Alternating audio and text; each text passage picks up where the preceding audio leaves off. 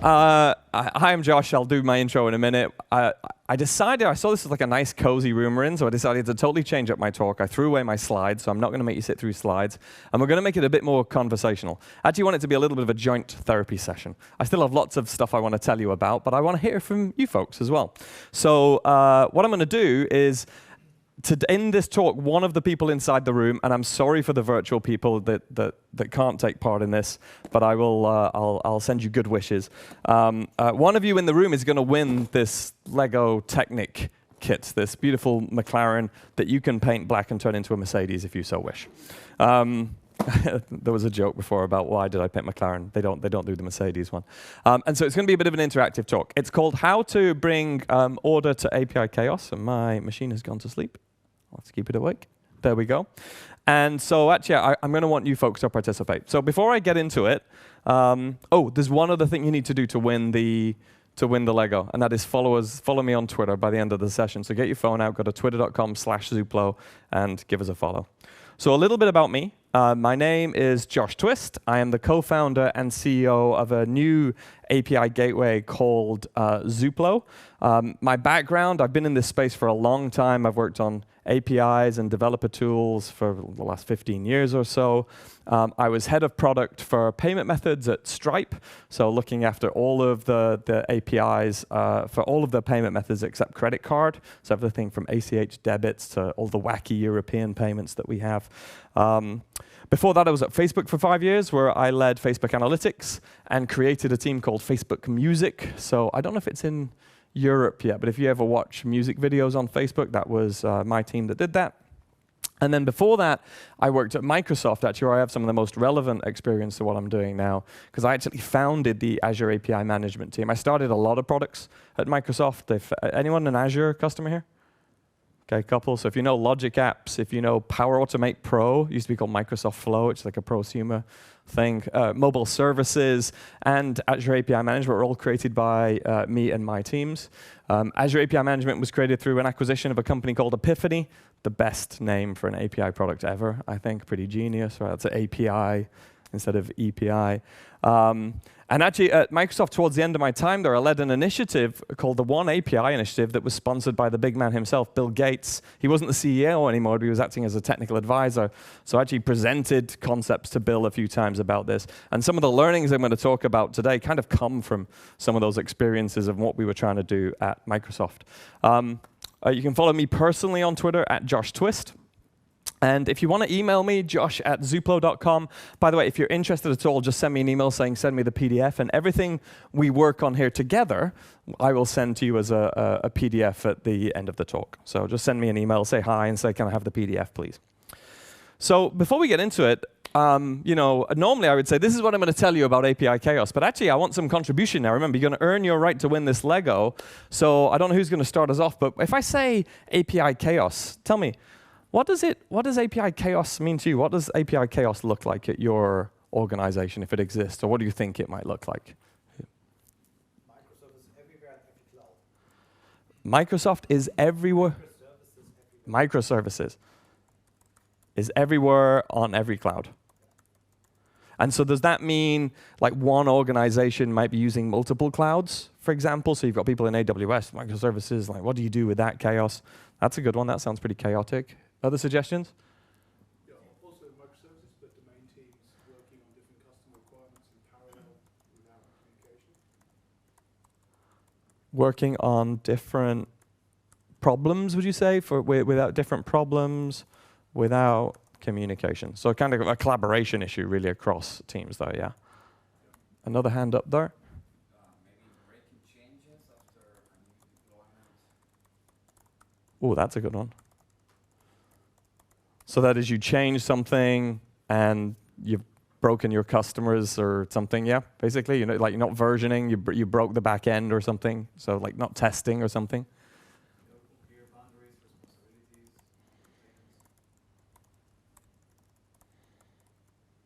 Containers did you say? Maintenance. And so by maintenance, do you mean anything specific there? It's just hard or? in general, it can be anything from deploying changes, keeping it alive, to versioning, to Got it. Got it. Okay. Anybody else? There's a hand at the back there. So, building APIs without governance would be a chaos. Without governance. Oh, that's my favorite word. Okay. So what does governance mean? What does it mean to you? Yeah, so we have the business capabilities and we start building on the APIs that delivers a value to the businesses, but there's no governance within it. So we are duplicating APIs. Probably there are no guidelines, so there are silos keep working on different APIs. So it has to be centralized. So like no consistency, almost. Yeah. Okay. What they deliver, what APIs deliver. So there has to be a governance. That sounds pretty chaotic. Alex. I would say that for me it's no consistency from technical perspective. Like everyone is building APIs, but someone is using RPC, someone is using REST, someone is using GraphQL. So also the response, like request response standardization. So different structures for the same. So like the style of the API almost, like, you know, and so like one problem, what I think I'm hearing is, we even have this at Zoopla now, and we're only like 10 or so people. You know, if I go in and look at an API designed by one developer, they might have sent a different like pagination format or something, so there's like a lack of standardization almost. Yeah, and it's a common thing, like for example, for logical values, someone's using numbers, someone's using booleans.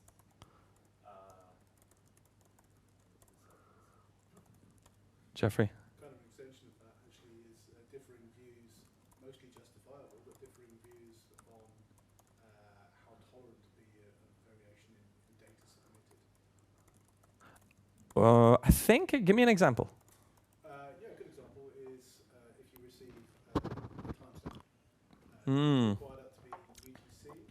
We have like, you can have the same standard, RFC, whatever it is, 8839, but then say it has to be UTC, or it can have time zone offset. Got it. Yeah, I get it. Like one is one customer I was working with. They generally want country codes that are 2 letters, but then there's some old legacy API that used to take it in 3, and they kind of have to deal with both, or should they, et cetera, et cetera. Okay, awesome. Any other? Yep. I would say in essence, API overview, like centralized Oh, interesting. So you've got so many APIs. What's going on? Who's using what? Okay, like sort of like. To me, that's chaos, right? You need to dig really deeply to find where it's what. Interesting. Okay, a lot of stuff there. I don't know if we'll get through all of it, but we'll certainly give it a shot. So I introduced myself. What I want to do quickly is just quickly understand who you folks all are. And if people want to send in on the chat what their job title is as well, I'd love that. So quick, who's an engineer? Doesn't have reports, writes code most of the day. Yep, okay, awesome. That's about half of you. Who's an engineering manager? Okay, Jeff. And what are the other people do? Everyone else is probably overhead, right? You're probably all coloring in spreadsheets and so on like me. But I don't want to write overhead. So come on, what have we got here? Any architects? Okay, that's pretty common. So let me write that in. Anybody who doesn't? By the way, is it solution architect or system architect? What varieties have we got? Solution architect, okay. Anybody else? CTO, definitely overhead there. I said I'm an engineering manager, but I'm head of DX, and it covers a lot of things, part of which is managing some engineering. So head of developer experience. Awesome. I think have we got oh, another person? Technical PO. What does PO stand for? Oh, product owner. Okay. I should have known that. Sorry. Yeah. I used to be a product manager for a long time. I guess that's fairly similar. Everybody? Well, it's great to meet you all. Thanks for coming. Anybody? No, nobody sent anything in the chat. I'm not surprised. That's a bit weird participating that way. So we're still going to do a little bit more sort of group therapy. So like we talked about API chaos. And these are the problems, but you know, I did product management for a long time, so I always want to ask why 20 times. Why is this? Why are these things bad? You know, we just listed a lot of things, listed a lot of issues, but they're not actually telling me what they're preventing you from achieving. Like, what are your What are your goals? What does API? Does this chaos prevent you from achieving as a goal? Like, I might say I'm anxious, right? And that's a symptom of something. But what does it prevent me from doing? Well, it prevents me from being my best self and from getting out there and having fun, or talking in front of a crowd of people, or whatever. Those are goals that further my career. Is like really what I'm trying to do. So what do you think? What do you think these problems are hindering you in terms of like your business outcomes that you're trying to drive? Like if you solved all those problems, why would your world be better? Oh, sorry, go on. Gold standard for the API economy. And if I peel that back more, does that sounds like that's a growth opportunity? Like you can grow your business if your business can participate well in the API economy. Fair? So I'm going to say business growth. So APIs can be a source of business growth. I doubt anyone disagrees with that, right? Stripe definitely agree with that.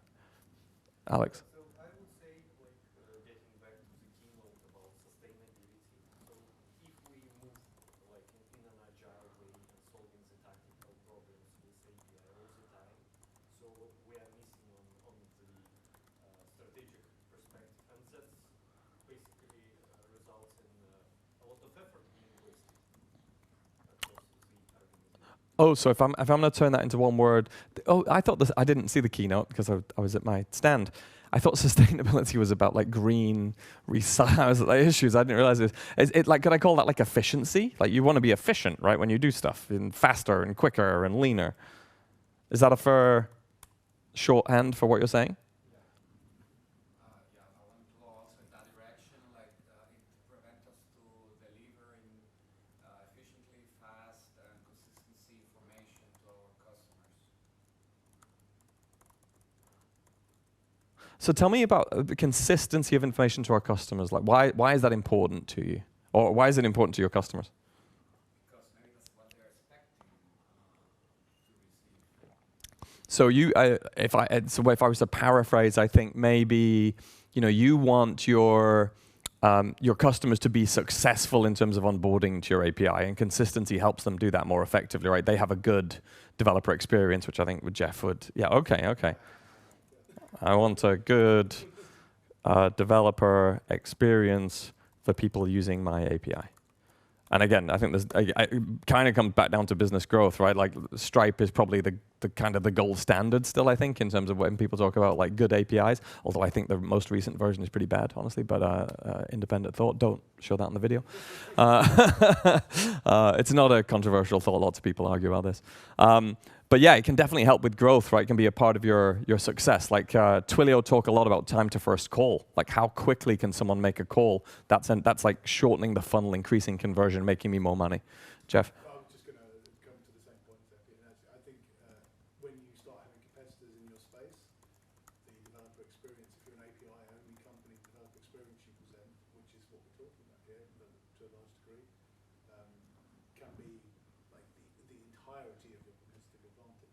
Got it. We talk about price and other things, but actually it could be the thing that keeps people with you or makes them not to use you in the first place. Got it. Yeah. Okay. Awesome. Anybody else? Oh, yeah.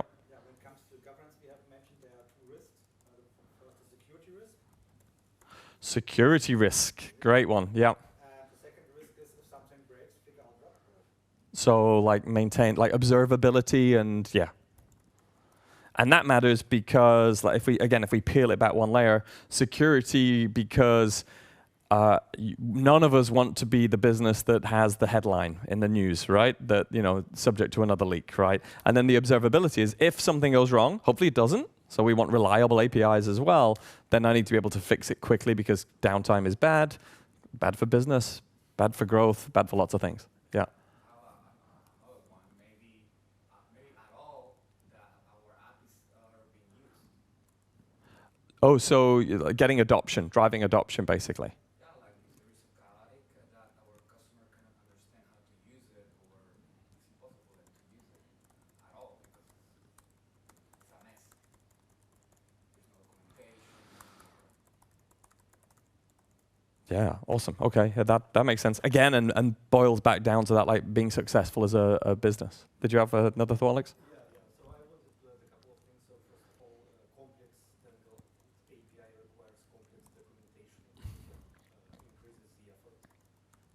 also, I, as a person, would like to avoid the unpleasant conversation like here. Why did you do such a complex, shitty API? I'm not going to write that down, but I'd rather avoid, especially on camera, avoid unpleasant. Just the one word I'm not going to write down. I mean, less than perfect API. And also, you know, you do not know, like, if on the client side you don't know all the developers who did that, but you know the architect, and that's probably you have an image that this person created this less than perfect API, and I do not want to be associated with all this, you know, crap. Perfect, perfect. Okay, I think we got it. And actually, I put in here, like, tried to do a reduced set here. Like, these are some of the things that I hear from other customers I've talked to that are, you know, they're sort of long-term goals, and that is the APIs can be a source of business growth for me. I want to shift my business to be API-centric. You know, like if we all think about like the Amazon memo and the Steve Yeager blog post, I'm sure we've all read them because we think that makes us more innovative and we can move faster. I think there's lots of evidence of that. Consumers get on board quickly with minimum support. Like you don't want to spend time supporting people onboarding your API, right? It's hard. So if you have a great API and great documentation, net, that's going to make you more efficient. So efficiency comes up again. No security incidents, no headlines, please. Don't want that to be me. I don't want to be taken out or have have passwords leaked or whatever. Minimal downtime, so reliable. If you send me an email, I will send you the PDF for this as well. Another thing actually comes up is they want a happy engineering team. You know, engineers are hard to hire now. I want my engineering team to be happy. I want the engineers that are using my API to be happy. And of course, what we all really want is to get promoted and have more money and more vacation time. And you know, that's kind of like the ultimate goal, I guess. And so I think we've covered other stuff that's missing. But really, I think what this kind of boils down to is really wanting to ship better APIs, right? That's like better. I think you could say that better is a summary of what all of these things add up to. And so that's kind of our goal.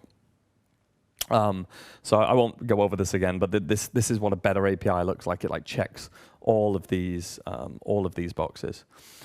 So one of the things I see, because I work with and have worked with over my career with startups, with massive companies, Microsoft probably being the biggest example, which has just an enormous API footprint. I'll tell some small anecdotes about that. And then people in the middle. And what's interesting is, if you think about the lifetime of, let's call it an API program, the sort of the challenges that you face vary with each stage and vary over time. I'll go through some of those. But this doesn't necessarily mean life of your company, actually. I don't want to like name anybody, but I know there's people in the room who I've talked to who are older, companies that have been around a while, but they're just embarking on a fresh new API program. And so they're sort of, in some ways, they're at this stage, even though they're like a larger company that's been around for a few years. And so these are some of the challenges that we go through. I actually call, if you're in the launch stage, like maybe you're a startup or you're just beginning your API program, or you just want to reinvent your APIs because you still got SOAP APIs or something, you know, that you're pushing on people. Then your first thing is you need at least like the first 3 pillars of an API program, which is authentication, great documentation, and protection. Like you cannot launch without those things. And protection is the one most people skip on actually, and not having rate limiting. Please don't do this. We'll do it and then come to me and I'll help you out when you're in trouble. Because what's going to happen is it's not Anonymous that are going to take you out. It's not hackers that are going to take you down. It is your customer writing a clumsy for loop. The number of times I've seen businesses say, I love it when people laugh and I was like, yeah, this happened to me. It's happened to me as well. And so I've learned this the hard way. So do not ship without rate limiting. Ideally like smart rate limiting, where your customers, you know, your best customers get a higher rate limit than your free customers and so on. So don't ship without that. Best practices. At this point, you're probably wondering, like, what are the best practices? Actually, if I have time, I'll have a little debate with you about like 2 really controversial topics I enjoy talking about. But what are they? That's kind of what you're worried about at this stage. You know, what is the best practice? And as you get later, it starts to becomes how do I enforce them? At this stage, what do we build versus buy as well? Like, am I going to build my own authentication stack? What decision did I make about authentication? Am I going to use API keys or am I going to use JOT tokens? If I'm going to use API keys, am I going to build my own solution to that? You know, you can. I mean, I generally don't recommend building security stuff yourself, but that choice is yours. And then as you start to get into the growth stage, you start worrying about versioning. You mentioned breaking changes, projection perhaps, like you've got APIs that you're unhappy with and you want to change the shape of them and project a different view into the world that is something you think is more beautiful, more elegant, that will help you be more successful in terms of growing your business. And now your APIs are getting bigger. This has happened to us, even as a relatively small company. And you're getting the early signs of what I think everyone's calling API sprawl. Everything's becoming a little bit inconsistent. You're trying to reel people in. Someone's using UTC time zones and someone's using something else entirely. We have one API which we just fixed where we were actually using the how do you call it? Like the epoch, just a numeric number that you turn into a date time, and other people are using encoded formats, and that's a really bad experience. And it's also just, even for me, I was actually doing some code, and I was confused. I sent the wrong thing. Took me a while to debug. Got wasted time, so I wasn't efficient. So that becomes a problem. And then when you get into like enterprise, whatever that means to you, you're many teams now. And one of the things that I'm helping a number of businesses with is they have 8, 10 teams, and they're really proud of how fast they move. Like, we want these teams to move fast, move independently. We don't want to bottleneck them. But unfortunately now we've got 8 APIs that look like they came from different companies. So they don't look the same. The best example of this is the thing I was asked to quarterback at Microsoft called One API was to try and solve this problem. So that's the most egregious example. So Microsoft obviously has a lot of APIs. And APIs were just taking off for like really this idea of like, do you remember everyone was talking about digital transformation, like the early days of Apogee and so on, pre-Kong actually, when it was like Mashape and so on, yeah. They realized that this was a problem because they had people using Azure, and they're like, why aren't these people using the Office APIs as well? Why aren't they using the Bing APIs? And it's because they have to learn a completely different authentication stack. The time zones are all different, the way they handle time. It was like learning something completely different. They could have moved customers so much more easily if there was consistency across the way these things worked, if there was like a single sign-on methodology. So the goal of this One API project, which we didn't finish it at the time I left, but we did start the Microsoft API guidelines that I'll share with you. This is a big problem for big companies. And then the thing you're often worried about at this stage, maybe at this stage, is you've probably defined your best practices now, hopefully, but are they being followed? How do you know if people are actually doing it? And one of the problem with best practices is you can write a guide, right? You can even write linting rules. That's something our product supports. Lots of gateways have ways of like linting what's going on. But they lack the nuance, right? Like they're good at spotting things like this isn't in kebab case, or this is the wrong date format, or they're good at spotting things that are easy to encode in code.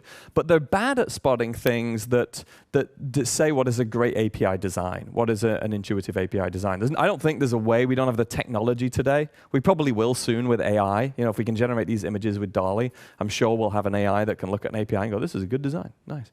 But it doesn't exist for now. So the best replacement for that is humans, and I think that's a really important thing to remember. It's actually going to be sort of one of the key things I want to share my findings of how some of the best companies in the world, deal with this. So I'm going to have to skip the little section on some of the best practices I wanted to have a debate with. But if you're interested in knowing my thoughts on how you should do authentication on an API, or my thoughts on how you should think about versioning, come and find me at the booth, and we'll have a good old hearty chat about it. But I don't think I've got time to cover that right now.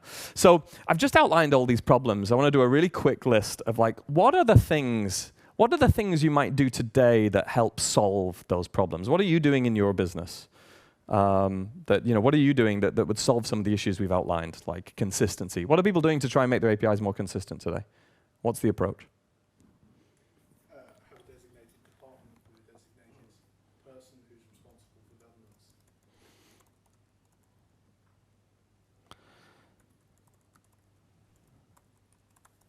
Also importantly, that person team isn't one of the product teams or a collaboration of them with a particular external person. Okay. Guidelines and design first. And design first, so like shift left kind of thing. using Postman or Stoplight or Insomnia. Oh, can you do that in Insomnia? I thought it was kind of a test client. Okay. Guess who works for Kong? It's all right, I've got to dig in here for him anyway. We have a little rivalry friendship going on. Anything else? What else? Oh, hands up. Automated testing. Perfect, that's a good one, yep. API contracts?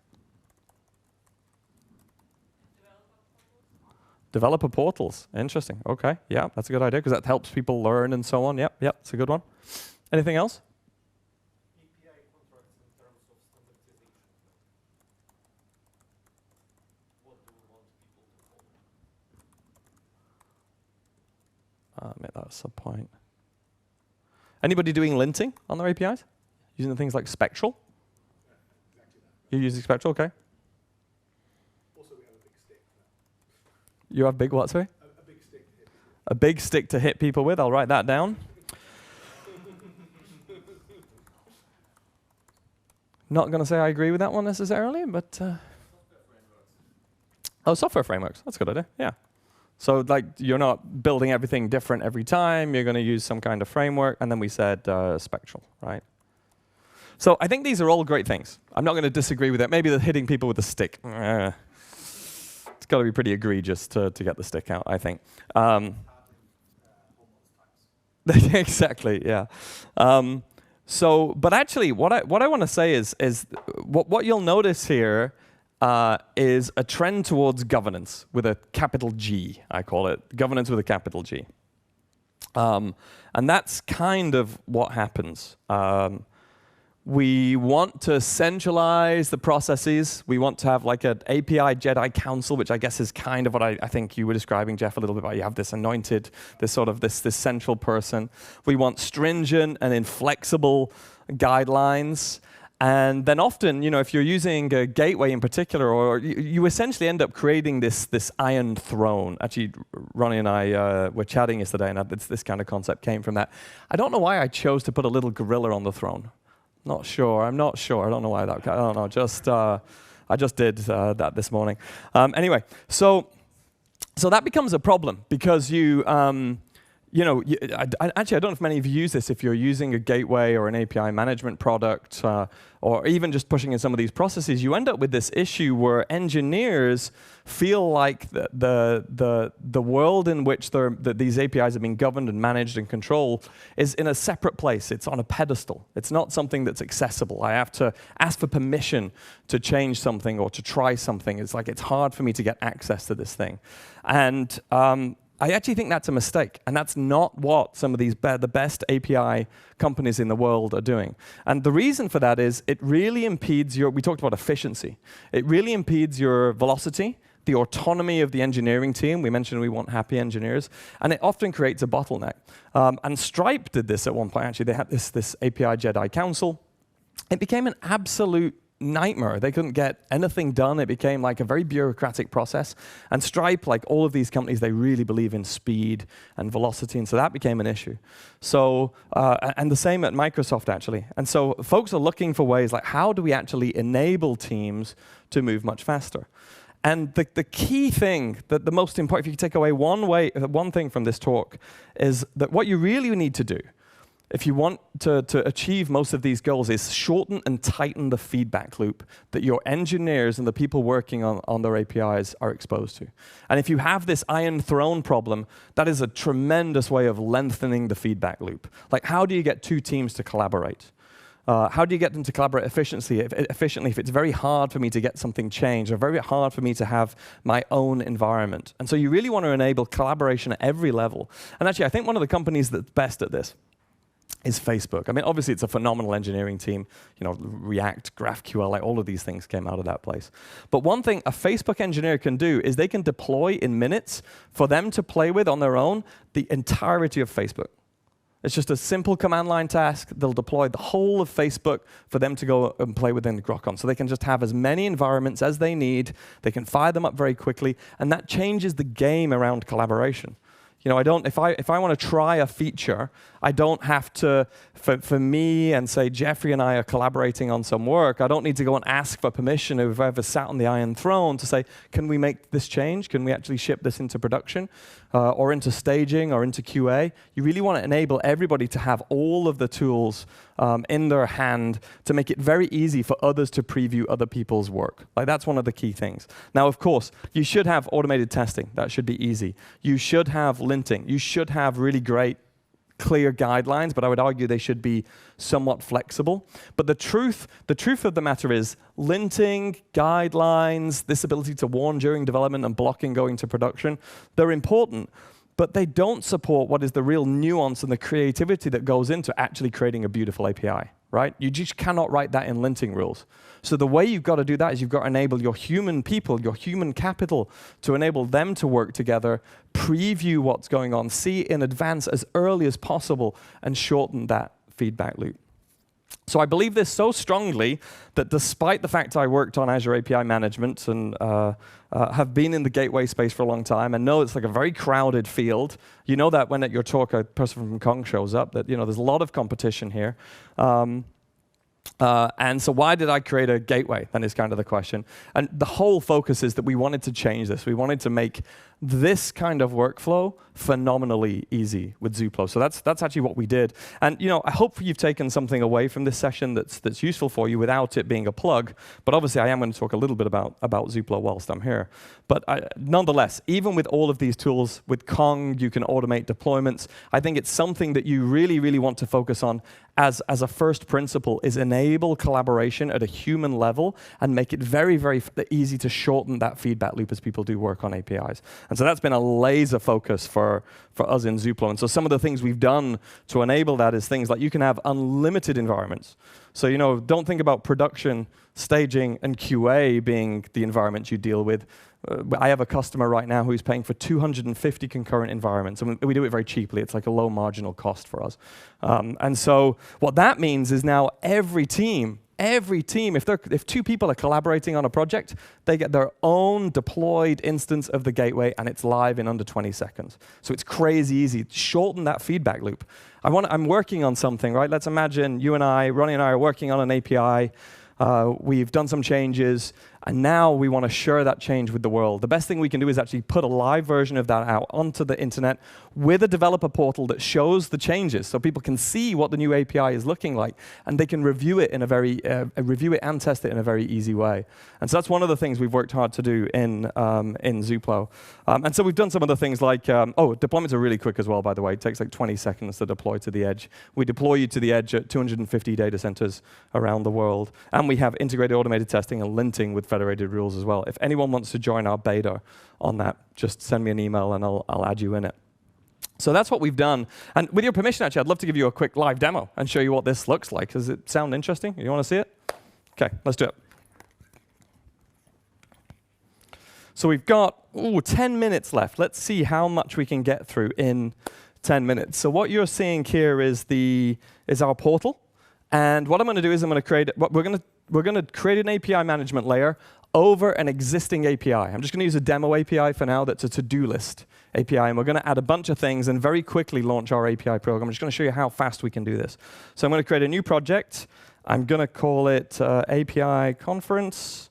And that will actually create me a live gateway that I'm going to share with you all now. Actually, if you want to get your phones out, you can play along and we'll have some fun. You can actually hit the gateway as it's live. So look at this. My gateway, my development gateway has just been deployed. It's already live. So what I'm going to do is create a QR code for you. And if you scan that QR code, it actually helps if I create it. If you scan that QR code, you'll be able to play along and hit my gateway. You have no routes because I've not put any routes in my gateway, so of course I don't, right? So let's get started. The heart of every gateway is the routing table. So I'm going to add my first route. I'm just going to put it on the route path, OK? And the API we're going to proxy is a simple demo API called JSON placeholder. So it just is a to-do API like this, just returns a list of to-dos. So I'm going to have to move quickly to get through all this and show you just how fast we can do it. So I'm going to proxy to that API. I'm going to call this get all to-dos. And you know what? This thing sends back a bunch of ugly headers. I don't want any of those headers, so I'm going to add a policy on the response that clears all the response headers. I'm going to save that. Let me just make sure it's saved. And now if you refresh your browser, you should see you get a list of to-do items. So that's coming through the gateway already. That's pretty fast, right? OK. What are we going to do next? Let's add some rate limiting. That's fun, especially since you're all going to be sharing an IP address. We can do user-based rate limiting. We can do dynamic, where you get to write code in the gateway that runs in process in the gateway that decides how you want to do rate limiting. So your premium customer gets 1,000 per minute, and your free customer just gets 10 per minute. I'm just going to do IP-based rate limiting. That'll be pretty wild with you all in the same room on the same network. And I'm going to allow 2 requests a minute. So I'm going to click OK. I'm going to save that. When that finishes spinning, we are live. If you start refreshing, you should see that the rate limit kicks in. You getting rate limiting? Nice. Because we want to have more fun, I'm going to up the limit on that pretty dramatically to like 10,000. And then I'll save that change. So now we won't be getting that again. Now, I mentioned the 3 pillars of an API program is you need protection, you need a developer portal, you need documentation, and you need authentication. I'd love to have debates with you about AuthStack. I'm going to use, so if you come and find me later, we'll talk about keys versus JOT tokens. We support all of them, of course. But I'm going to do API key authentication very quickly here. So API key, going to add that. I'll put it in front of the rate limiter, because then I could use user-based rate limiting. And now I've saved that. If you refresh, you're going to get unauthorized. You're not going to be able to play along from now on very easily because you don't have a key. Right? OK, you're getting unauthorized. Perfect. So what I need to do now is create an API key. Now, we have an API for this, but I'm going to use the UI. So let's say my customer is Kong, since I know your business. So let's imagine Kong is going to be using this API. Seems unlikely, but you never know. One day. He is. He's using it right now.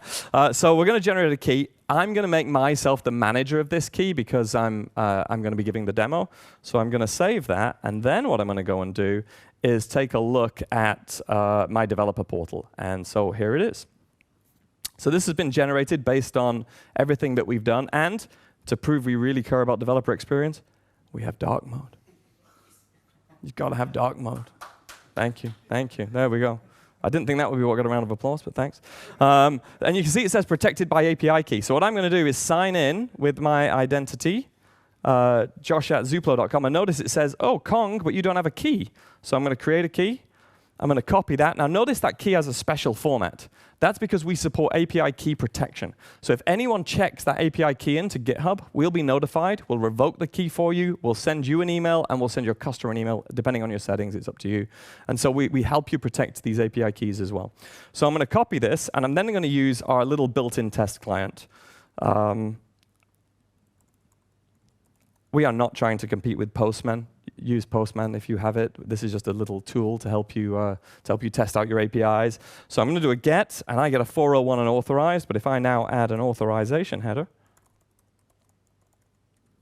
and paste that in, then boom, I get a 200 OK. Next thing I want to show you quickly is, oh no, I don't like this API because it returns a user ID. I don't want to do that. I want to do some transformation. I mentioned transformation being important to you. So what I'm going to do is I'm going to write a little bit of custom code. We believe in this so strongly that, that coding is important. Your engineers mostly in here. Your superpower is coding. So I want to make it easy for you to write code. So this is going to be called remove user ID. I mean, we have policies that will do a lot of this, but honestly, it's just so fun coding it. So this is going to be a response policy. So I just need to add another parameter here, which is a response. And this is all using web standards. This is TypeScript or JavaScript.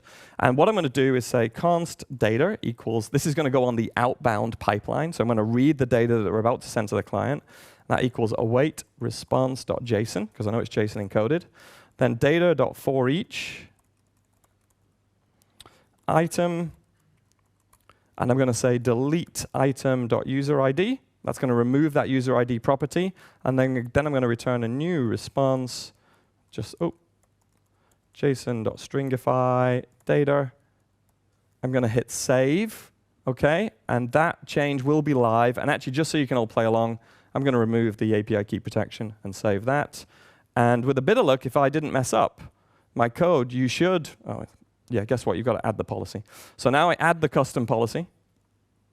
And what did I call it? Remove user ID. I hit save. And if you try it now, you should see that What did I do? Oh, I didn't delete that. Sorry, yeah, no, I didn't save that change. Let's try again. There we go. Yeah, so now my response comes back without a user ID. So crazy, crazy easy. So the last thing I want to show you, though, is what I think is the main reason people use Zuplo is this ability to deploy it really easily and create environments. So everything in Zuplo, everything is a file. There is no Postgres database, or imagine if your code went into databases. How strange is that? Like, you don't want to do that. Everything's a file that can be checked into Git. So what I'm going to do is I'm going to connect this project to a Git repo in GitHub. So I'm going to create a new repository now. That will connect me to GitHub. So now in my GitHub is a repository called API-Conf, and that is everything that defines my gateway. And because I've already set up the Zuplo deployer, this is now deploying to the edge. And if I click on this little dot here in GitHub, it says it succeeded. And in 7 seconds, I just deployed to 250 data centers around the world. So this endpoint is now running live on Cloudflare, on Cloudflare's edge network. And you remember, I wanted it to be very, very easy to create multiple environments. Let's create another environment right now. So I'm just going to go back to GitHub, and we're going to create a new branch. And I'm going to call it, Ronnie, what should we call the branch? Fun. Kong. Fun with Kong. There we go. OK. In honor of our friends here. So already that is deploying. So now I have another environment I'm setting up. That usually started 3 seconds ago. It's usually done within 20 seconds. So what I want you to imagine here is that if you're working as a team now, you can have, and we support Bitbucket and GitLab, and you can even do it with the CLI if you like. That took 8 seconds for us to deploy your gateway. So imagine how teams can collaborate now. You can have an environment. Everybody gets their own development instance, by the way, in here, which is what I was showing you before. But now this ability to have multiple environments, bring them to life, bring them down. And what's coolest about this is all of those deployed environments. So this is the Fun with Kong. You can see it's kind of abbreviated in there if you can see that. All of these also have their own developer portal. So as you're making changes and each branch represents a different view of the world, I can now see that, hey, this is the branch that Ronnie and I are working on. And as you can see, we've changed the signature of this particular part of the solution. And so it becomes really, really easy to collaborate. The front-end engineers can use this version whilst we're in development. And that's why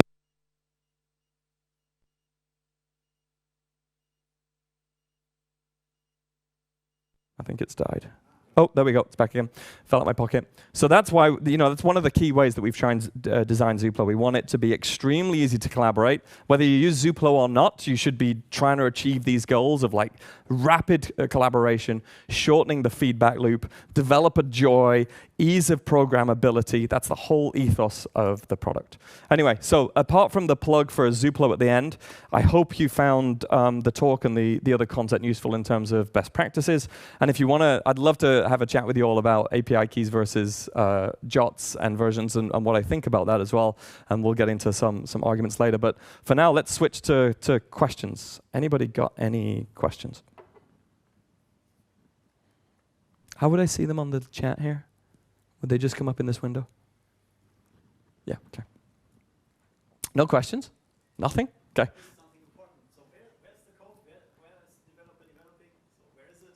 Where's the code?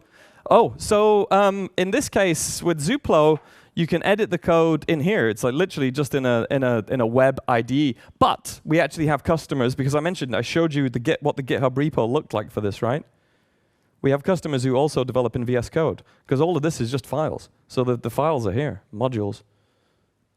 Remove user ID, there's the code. So for people working on more complex projects where they're actually writing quite a lot of code, they tend to use Visual Studio. You can do everything you want to in Visual Studio, you just don't get the route designer. You end up editing a routes.json file. This is TypeScript. Just TypeScript for now. No, we're very fussy. Just TypeScript or JavaScript if you're familiar. Anyone here, if you can code in any language, you can code in this. It's extremely high performance as well. And actually, this code is compiled and runs in the gateway. It's not a plugin model. It's not a process hop. It runs inside the gateway, which runs on Worker or Deno technology, which has like 0 milliseconds startup time. Also extremely scalable. We just took a customer from a couple of 100,000 requests a month to 1.5 billion requests per month. You do not worry about infrastructure with Drupal. You don't have to worry about Kubernetes or containers. We take care of everything for you. That scale was instant, was easy, and the customer has never had any downtime for the 9 months they've been using us at that pretty intense scale. So we're essentially infrastructureless gateway. You don't need to worry about it. Does it make sense about the code? Yeah.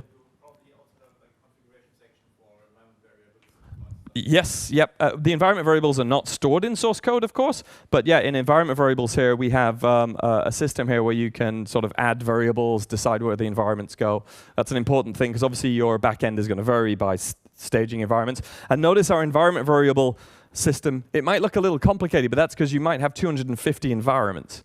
So you have this other, which is like the default environment variables. This is for your production. You can specify overrides, and this is working copy, which is the developer instance. And then you can set personal overrides just for you. So we have, we have teams of like 50 developers using this, and so this kind of ability to manage and override. And so when a new team member joins and signs up, that they instantly have some environment variables that are probably not actual secrets, but so that their product works out of the gates.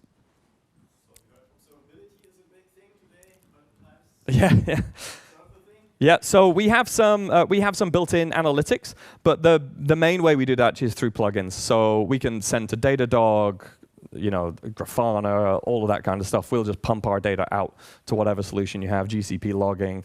If we don't have one, we turn them around. Just ask me, and we'll turn one around very quickly. It's a very simple plugin model for us to pump that data out. We can. We've not done it yet, actually, but we can. It's just another plugin for us. So yeah, that's actually probably going to be the next one we write, honestly, because it's the easiest. Yep. Yes, of course. Yeah. So we have one of the great things. This is deployed to the edge. So I think the best place to put a gateway is to be edge compute. So we're not in Amazon, we're not in AWS, we're not in GCP. We run on the edge network with 250 data centers around the world. I have customers in New Zealand who love us because their nearest data center is in Sydney. And when they use our caching, they get like sub 50 millisecond response times now. So yeah, caching is programmable, or you can just drop in a policy and we'll do like very simple caching. But you can also actually program the cache. So you can, for example, like let's say you're writing a custom authentication policy, which lots of people do because it's very easy in our code model. And then they will say, I want to read something from a database, but then I don't want to read it on every request because that will be slow. So I'm going to store that in the data center cache. And then for every subsequent request, it's like 1 millisecond to read that. Yep. Is that a question at the back? Yep. How about your presence behind the Great Wall of China? Good question. I think I'll have to take that offline. I think there are data centers in China. We run on the Cloudflare network by default, so I'll have to check. First time I've been asked that, actually. We have multiple deployment options, actually. We don't have to run Cloudflare. We can run on-prem on your own Kubernetes cluster. We can run on Deno, if you've heard of Deno Deploy. So we can, if that's something you want to do, it is a conversation. Like it's not self-serve, but we can run anywhere, basically. We built this gateway from the ground up. It's not based on Envoy or Ambassador. We built it for this high-performance programmability that can run on edge compute. That's actually a pretty hard thing to do because it's a very different stack. But you can use a lot of node packages as well in here if you need to use libraries. Any other questions? Yep. Actually, someone asked me about this.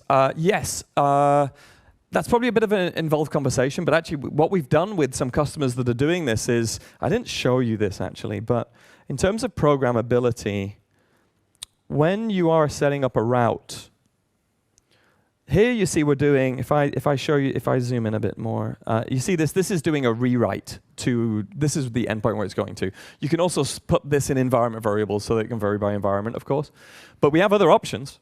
You can actually call Lambda directly from our gateway. We outperform AWS API Gateway calling Lambda. That is my favorite thing to do with customers when they switch to us. It's faster. Partly because we have like 0 millisecond startup time, and the gateway, I think, runs on Lambda, which is not always 0 milliseconds. But also, this is the best thing, you can actually write functions that do the handling. So people are actually building full APIs on Zuplo. It's not what I sell as a product. And so what we've done there is we've helped customers write functions that do some pretty interesting things with like blue-green deployment, smart routing. So we actually have customers with microservices, and they want to route to different pods based on customers. I was chatting with a customer, Ronnie, I think it was you, was telling me about a customer that wants specific incoming areas from based on region to go to a specific data center of theirs. So in less than 20 minutes, I could code a custom function here that would take care of that and would use that caching engine. We'd read it from a database, we'd stick it in cache, then it's crazy fast after that.